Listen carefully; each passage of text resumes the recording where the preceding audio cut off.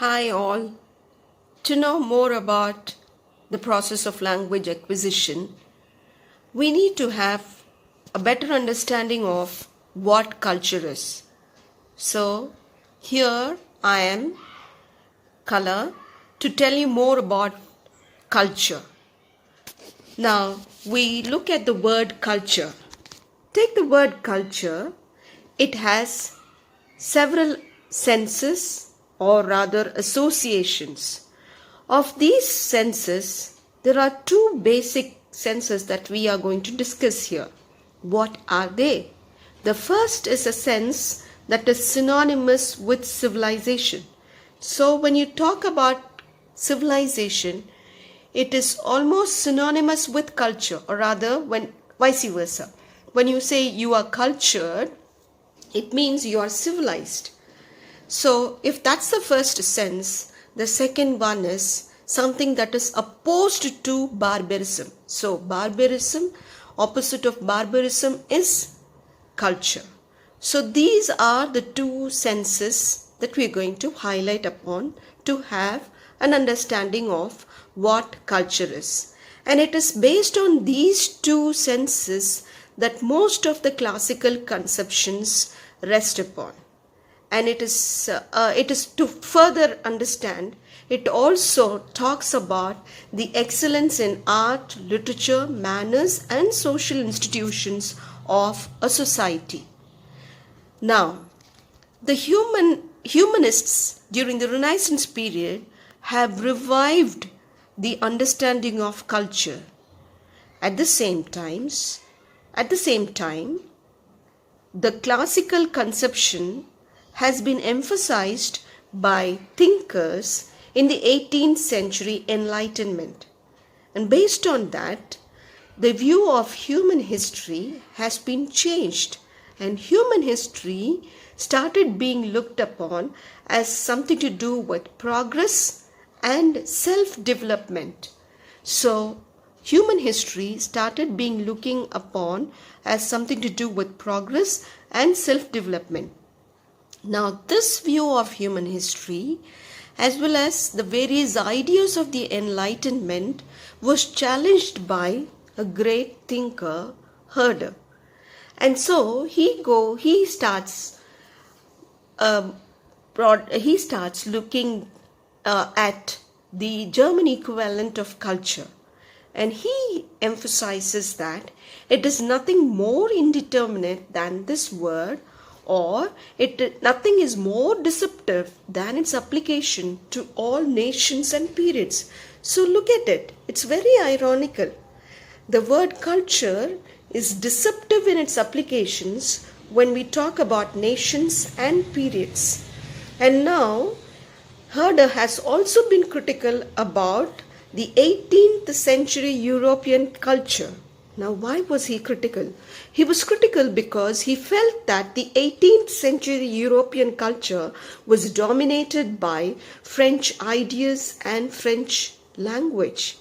To put it in a nutshell, it was dominated by the French culture, rather the French society. And why was it dominated by the French society? Because the French society was considered to be a representative of the highest point of human progress. People looked upon at the French people for all sorts of fashions, and so they were considered to be representations of human progress.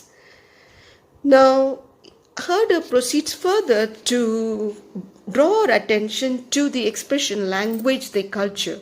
That is to say, it literally means language of culture. This expression was employed by the French-speaking scholars to distinguish what they actually thought to be culturally more advanced from what they thought to be culturally less advanced languages. Now, having looked upon at the French expression, we moved on to the German expression that has more or less the same meaning as that of the French one, is Kultursprache.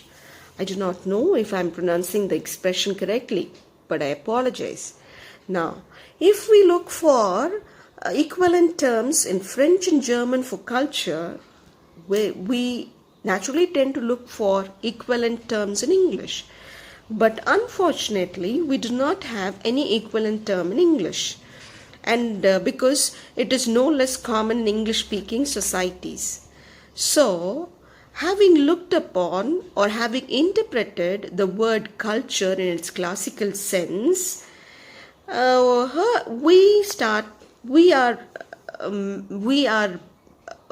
have to look at its anthropological sense also, which Herder proposed.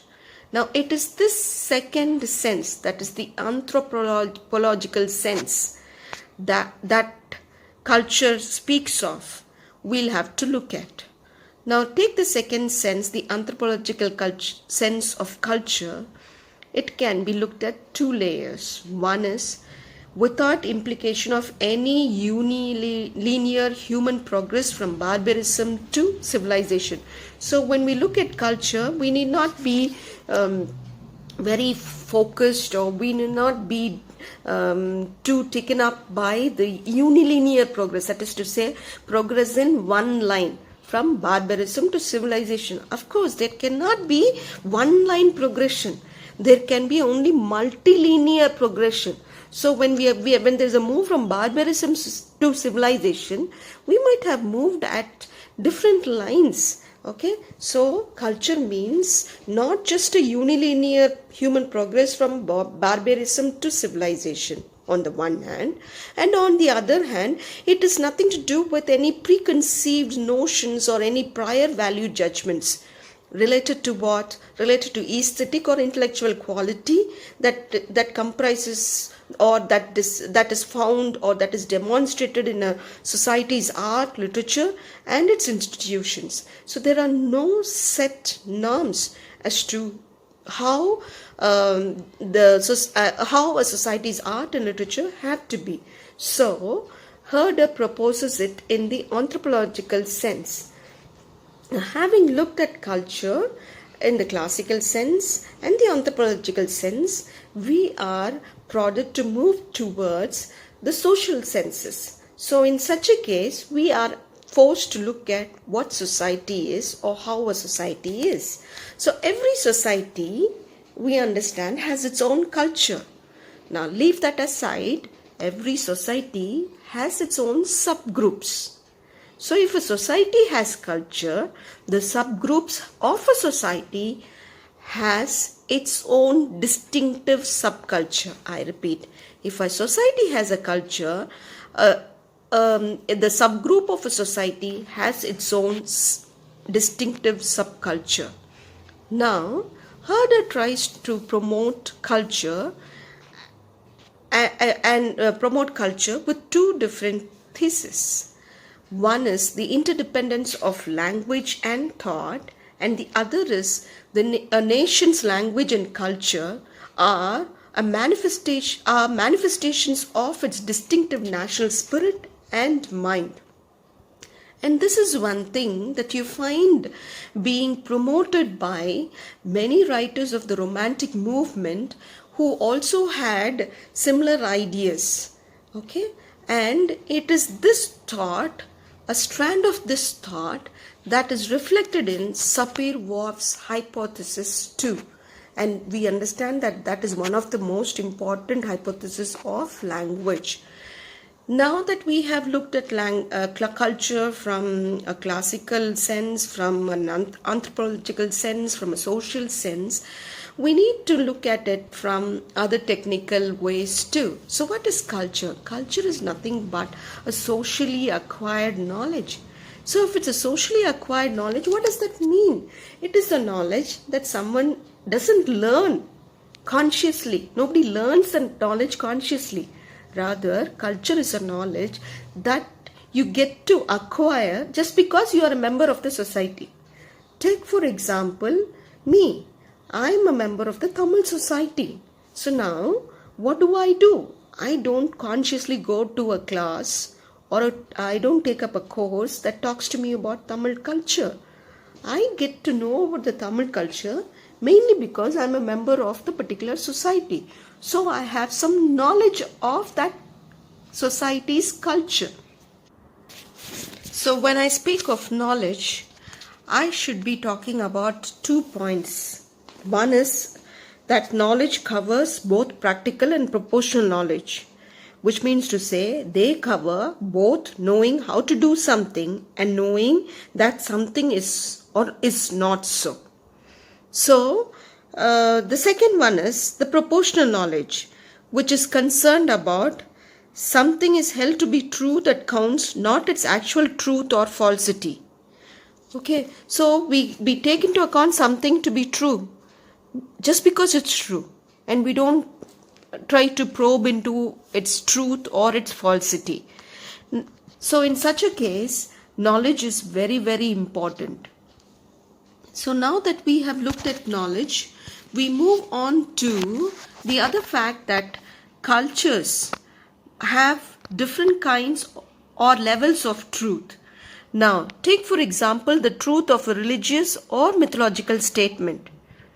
It is evaluated differently. Yes, differently from that of a straightforward factual report. The evaluation of a factual report is totally different from a religious or mythological statement. So, cultures have or embrace religion and myths too. So, when we talk of religion and myths as part of culture, science also becomes a part of culture. So, in such a case, we'll have to be very careful in understanding the fact that there is a relationship between language and culture. And whenever you talk about the relationship between language and culture, there should be priority given only to common sense knowledge. Say, for example, even if it is to be superstitious beliefs, fine. So, priority should be given to common sense knowledge over scientific knowledge. Okay, so now that we have understood the relationship between language and culture, it becomes mandated to draw a distinction between cultural and biological transmission. Each and every learner has an innate language acquisition faculty. Each and every person has an innate language acquisition faculty. And this is one concept that Chomsky brought in. Now, with regard to a native speaker, his knowledge is culturally transmitted.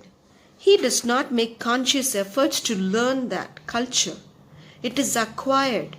He acquires it from his society, the society that he belongs to. And he acquires it mainly because he is a member of that particular society.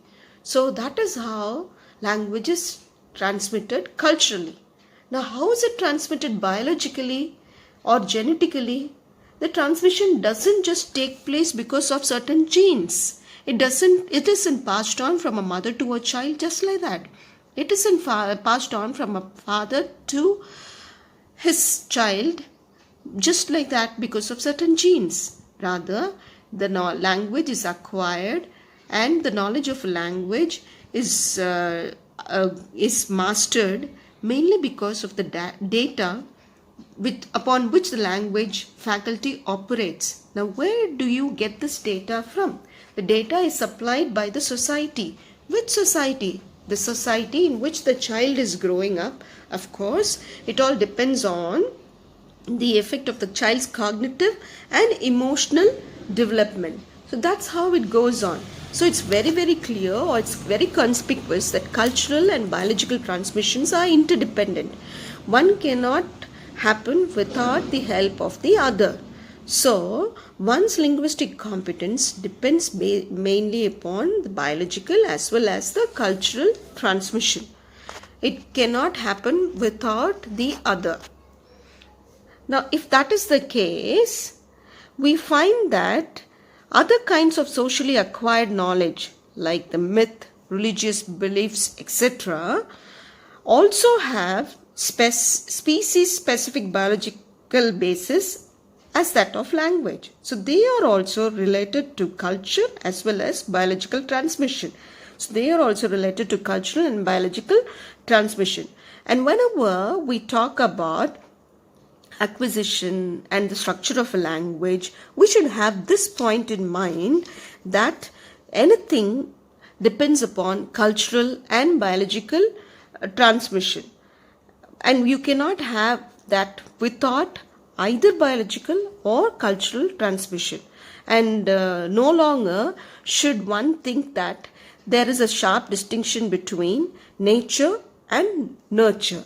So we should be very, very clear that linguistic competence can be acquired only through cultural and biological transmission. So cultural and biological transmission are both interdependent, and that's what culture's role is in language acquisition. Thank you.